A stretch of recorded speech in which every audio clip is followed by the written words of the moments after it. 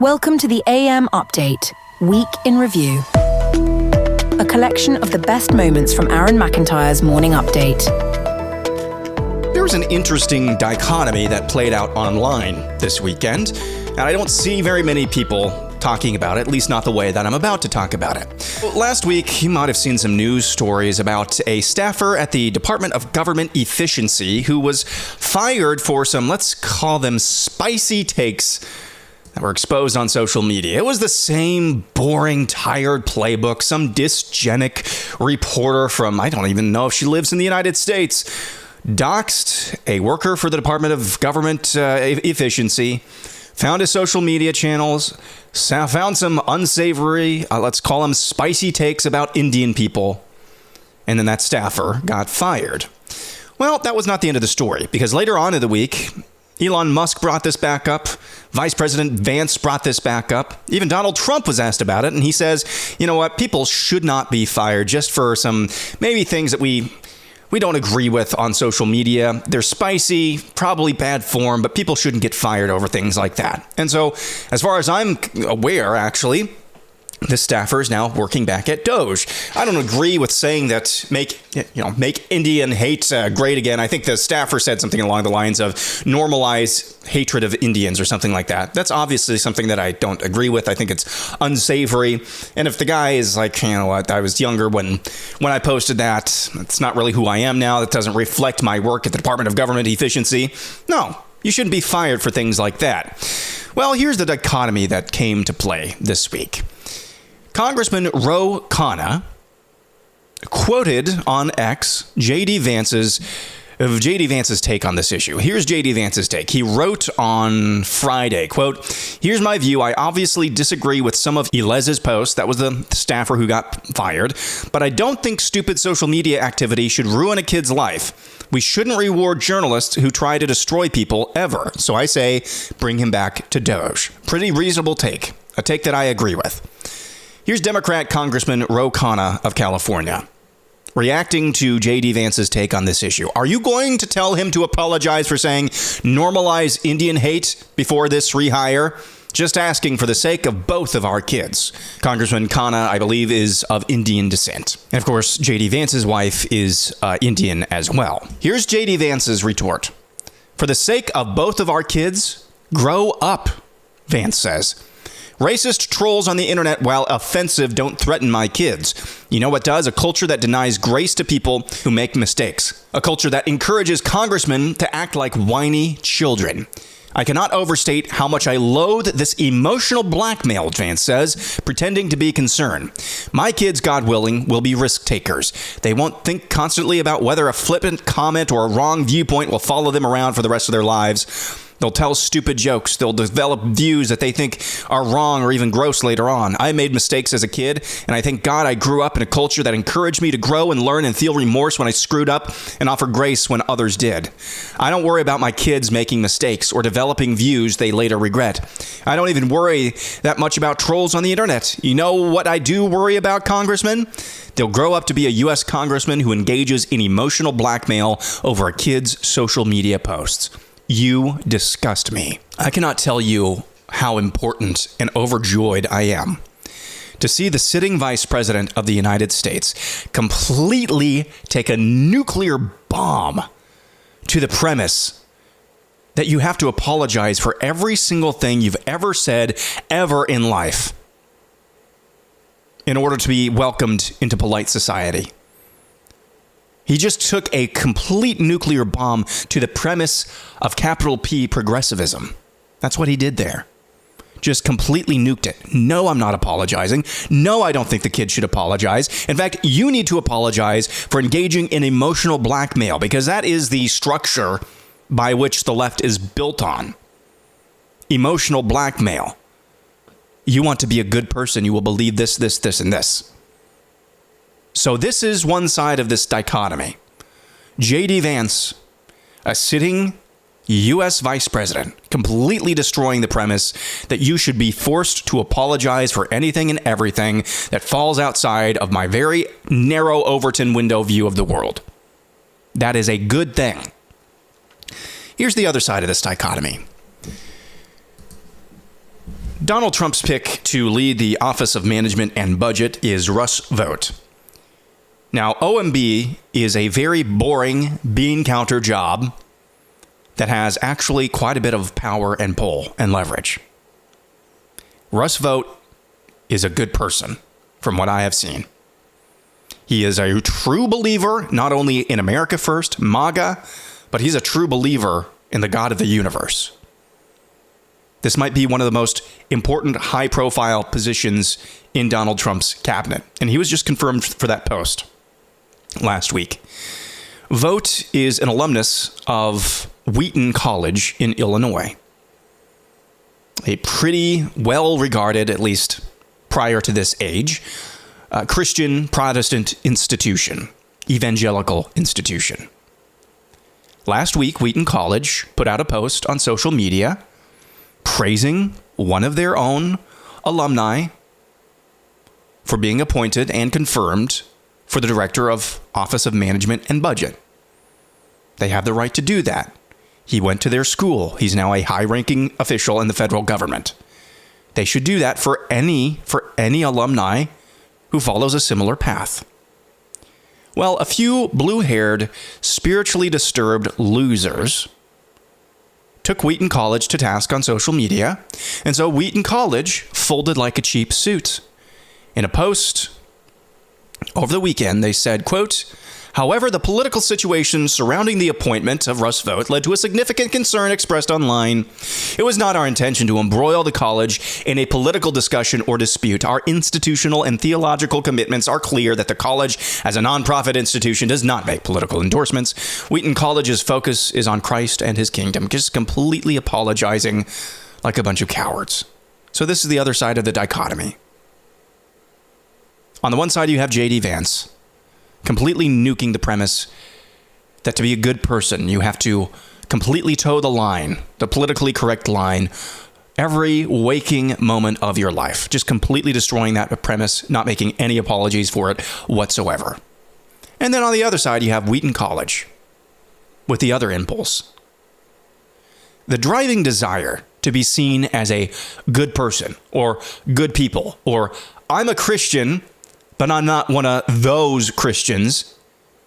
That desire is a drug, more addictive than heroin, or more devastating than meth, and wholly predicated on lies and the fear of man. And that's what you saw Wheaton College do. It seems as if the broader culture, see that as J.D. Vance, he's a Catholic. The broader culture, too, it's rejecting this drug, this impulse to be seen as a good person. Or I'm a Christian, but not one of those Christians. I think the broader culture is rejecting this drug at a quicker pace than certain evangelical institutions and certainly the broader church. And I think November is all the proof you need to indicate that's true. This rejection of this drug is happening.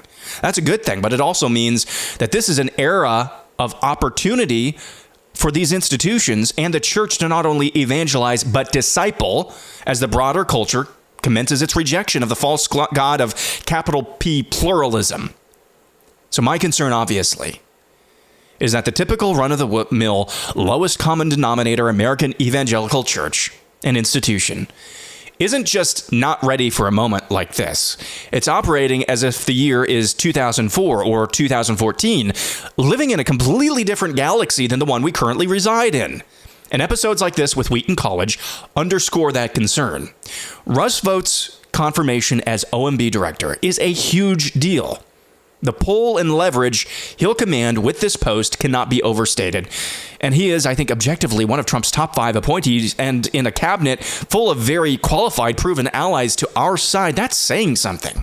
And Wheaton College should boast of this. But after being on the receiving end of a few boring, rote, and recycled slings and arrows from a few spiritually disturbed losers, Wheaton folded like a cheap suit. This is why when you see godly men with public platforms, see that as J.D. Vance doing righteous work, boldly speaking and prophesying to the aforementioned culture that's already indicated it's open for spiritual business for the first time in a hot minute.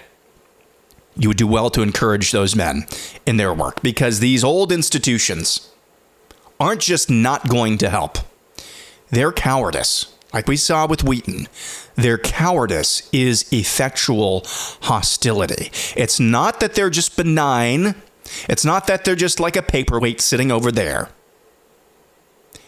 Their cowardice is hostility.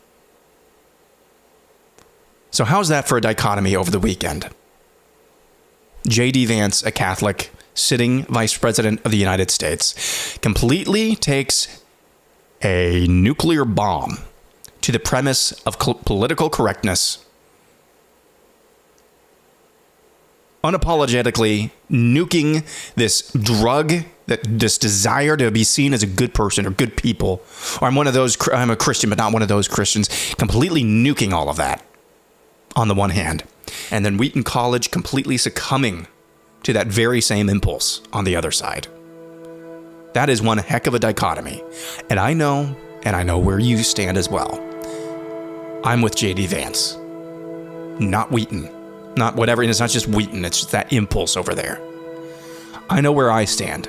The way forward is what J.D. Vance did. The old way of stinking thinking is what Wheaton College has engaged in.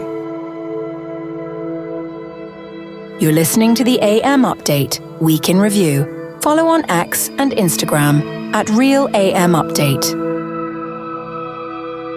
Sony's PlayStation Network experienced a significant outage on Friday and Saturday, impacting hundreds of thousands of gamers across the world and frustrating users reliant on its online system.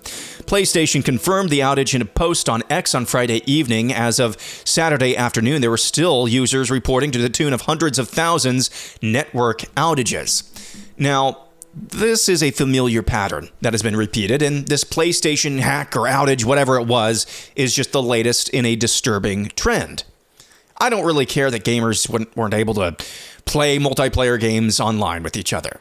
No, it's just the pattern that I'm concerned about. Here's the pattern. Major tech and telecommunication companies suffer mysterious, widespread, and long-standing quote-unquote outages, and their communication is basically nil. They will acknowledge to some level, to some degree, an outage, and then there's no communication until they have another tepid post on social media, hey, it's back. Last February, the AT&T outage. Last September, the Verizon outage. This February, the PlayStation Network and Sony outage. All following the same disturbing trend. Very familiar. Widespread, long, and no communication as to what is happening. Each example follows the same pattern. No useful communication from the affected companies to their consumers. In the case of last February, we did get a report on what allegedly happened from the FCC when it comes to AT&T, but it wasn't until 5 months later in July they issued a report blaming a hardware and software configuration error. That is very convenient. That's just the latest example, like the numerous near misses of this year of airplanes crashing into each other. Is this just cascading coincidences? Is this just, our culture, our country is still kind of on the brink. Things like this just happen. Or is something more malicious afoot? Oh, remember, we're coming up on the 1-year anniversary of this. The Francis Scott Key Bridge collapse. We have no official explanation for how that even happened. Here's what I want to ask. I'm just going to leave it here. Just going to leave it hanging out in the air like a pall. How much has China actually hacked?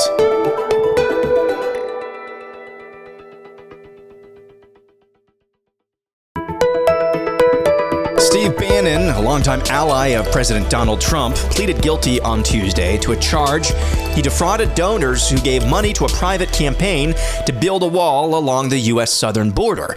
Bannon pleaded guilty to one scheme to defraud count and was sentenced to 3 years conditional discharge. He's going to avoid jail time as part of the plea agreement as long as he stays out of trouble. Bannon's lawyer told reporters outside the court there was no way his client could get a fair trial. Bannon himself spoke to reporters and had this to say. See this headline right here? Trump causes constitutional crisis. Trump causes constitutional crisis. Showdown emerges of the limits of his power. Let me be blunt. And this is a lesson here. The existential threat to President Trump's administration is not in federal court. What President Trump is doing is constitutional. The appellate courts will say that. The Supreme Court will say that. The existential threat to President Trump's administration, and I mean Doge, Elon Musk, Secretary of Treasury Bessent, Russ Vought, Stephen Miller, all of his people. The existential threat is right here in this city. It is the queen of lawfare. It's Letitia James. Right now, Soros has a DA that's running unopposed. He can call a grand jury at any time. He can set up criminal charges on the most bogus efforts. Letitia James runs this deal. She's got a pliant media right here, pliant left-wing media. She's got a jury pool of only left-wing radicals in the Upper West Side of this city. And she's got the judges. She's got all of it. And I'm calling on right now the Attorney General Pam Bondi to begin an immediate criminal investigation into Letitia James, Alvin Bragg, all of it for what they did to President Trump. President Trump, on his Truth Social today, laid it out once again. The existential threat to his administration is this queen of lawfare, Letitia James, and how she has absolutely total control. So you'll notice when I set up that clip from Steve Bannon, I did not specify which court Steve Bannon pleaded guilty in. You're probably thinking a federal court somewhere, right? Nope. It's the same freaking Manhattan court that has plagued Donald Trump for years now. So do I think that Steve Bannon is exaggerating, being bombastic there, overstating that the 666th Precinct Court in Manhattan is the existential threat to the Trump administration? I don't really have super strong opinions about the dude. He's done some wonderful work when it comes to COVID, particularly the COVID jabs. He's been a bulldog on behalf of Donald Trump, really since Donald Trump, the political phenomenon's inception. So he's been a staunch ally of Donald Trump, even worked in the first Trump White House for a while. So I don't really have strong feelings about Steve Bannon. Yes, he and some of his acolytes engaged in some, what I would describe as kind of, it's a primary season with Donald Trump, basically. Said some things that you really can't take back about other people who you would probably hope to want to have in your coalition, or maybe not. I don't know. I don't know his mind. So other than bad apples from a primary, but it's a primary, so you kind of got to take your lumps if you get your feelings hurt, which the side of that primary I was on didn't get my feelings hurt. Got my ego bruised a little bit. Having said all of that, I have no idea. Maybe Steve Bannon engaged in some sort of fraud with this, $25 million Build the Wall fund. Maybe he did. You know who I'm going to have to defer to on this? I'm going to need somebody to tell me or confirm that to me other than frickin' Letitia James and some Star Chamber jury from the 666th Precinct in Manhattan. This is what the Democrats have done with their specious, at best, lawfare against Donald Trump. If there's anybody remotely associated with Donald Trump who is accused of a crime in a deep blue area or really anywhere, that's you're like, I've never heard of that guy before, and all of a sudden it's front page news on various mainstream news outlets. So thus and such ally of Donald Trump pleads guilty to thus and such crime, convicted of thus and such crime, charged with thus and such crime. You know what my immediate reaction is, regardless of whether I've heard of them or not, have an opinion of them or not? My immediate reaction is, yeah, that's BS. Yeah, it's probably BS. And it's people like Letitia James who have completely degraded and made the judicial system, at least at the local level there, an absolute joke. And we continue to see the justice system be a complete joke. Starting off with the story at the beginning of this episode today. Some pissant judge somewhere from under a pus-infected rock comes out and says, hey, Donald Trump, most powerful man in the world, allegedly, you have to put this one webpage back up. Thus saith me. It's a joke. It's a joke. And these people should be treated like a joke. So I don't know. Maybe Steve Bannon did commit some sort of fraud. You know who I'm not going to trust to tell me that? The very people claiming he committed fraud. You're listening to the AM Update, Week in Review. Follow on X and Instagram at Real AM Update. Poll of the week, I asked you, what is the current vision of the Democratic Party? Gave you 4 options, and here they are in order, from worst to first. Something else, comment below. We'll get to those in a minute. In third place, prevent defense. Basically leaving everything in front of them, but don't give up any touchdowns. We'll give up some long gains, maybe give up some catches and runs. We don't want to be in prevent defense because usually that means that the other team's on offense and we're trying to stop them. Hold on to what we've got. 14% of you said they're playing prevent defense. In second place is I honestly don't know. 30% of you said you really don't know what the current vision of the Democrat Party is. That's what I voted for because I really don't know. And I'm not trying to be arrogant. I'm not trying to underestimate our opponents here, but I'm trying to figure out what they're actually trying to accomplish here, what the vision they are casting for their voters actually is. And in number one, in first place, seething. 43% say that's their vision, just seething. I can't fault you for voting for that. Here's what a few of you had to say. Zach Stewart says, the Democrat Party's vision is be blind and proceed to play the visually impaired victim. Yep. Uncontexted says he's got that meme of the very, very consternated individual with tears of blood running out of their eyes. Very consternated. Saying, but my Trump derangement syndrome. Okay. Let's go to Alex Pfeiffer. Melting. That's their vision, just melting. Phil Brown says, their vision is the same as it was before the election, except more. Look who they picked to run the DNC. Yeah, they picked the guy from Minnesota, who on the face seems like a smart pick, but I'm not so sure about that. Guy from a purple state that turned blue while he was working up his way through Minnesota politics. But then again, Minnesota politics was the vice president. At least the vice presidential ticket on the Democrat side. So who knows if that's actually a good guess. Melissa B. says, their vision is the same as all communists. Destruction. The reason why it looks different is because they've never seen or felt any pushback from comfortably numb Americans. We're witnessing the seething, weeping, wailing, and gnashing of teeth from children as they watch the kingdom of their father, Satan, begin to fall. The vision hasn't changed. They're just on defense at the moment. Melissa, that's a really good take. And it's kind of a combination of the 3 specific options that I provided to you. Yeah, they've never been on defense, prevent defense. They don't know how to play it. Destruction. That's kind of the demonic seething. I don't know. I guess you are actually putting forth a vision of what they're actually seeing.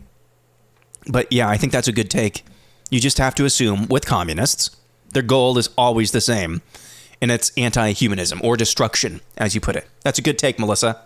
Nate Sell says, the Democrats finally believe in the rule of law as long as they rule with the law. And lawfare at the state level will be the next bit of resistance for the next 2 years.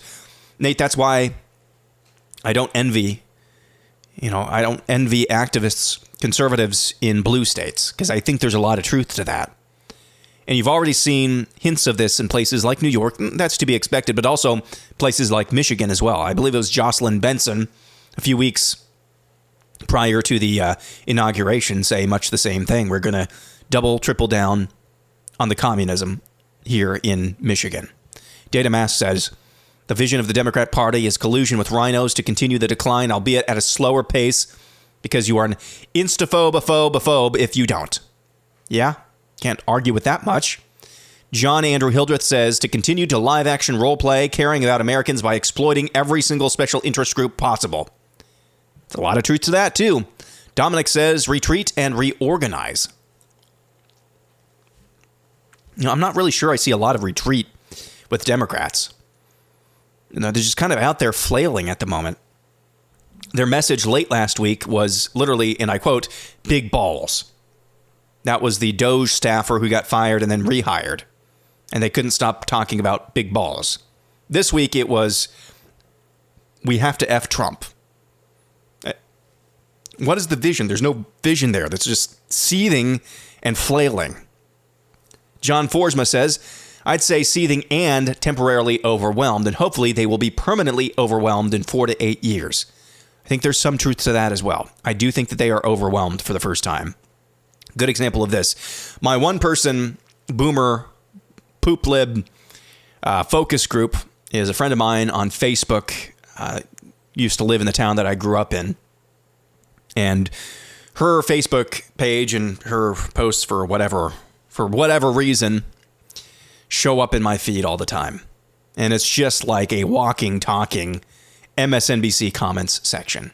So she's my one-person boomer poop lib focus group.